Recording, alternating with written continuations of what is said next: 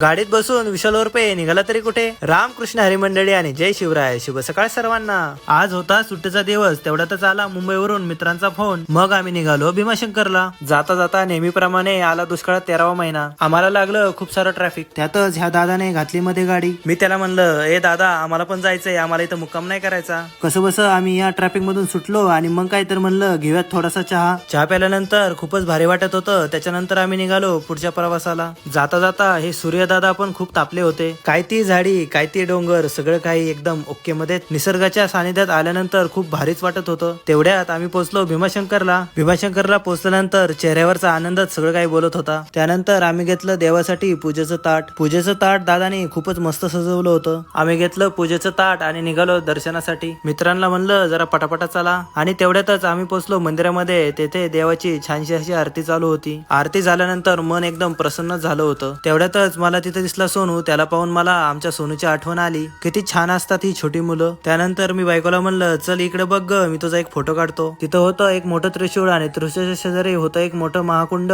तिथे मी घेतलं दर्शन. अशा प्रकारे आमची झाली भीमाशंकरची ट्रिप. भेटूया पुढच्या ब्लॉग मध्ये. तोपर्यंत तुम्ही घ्या फॉलो करून.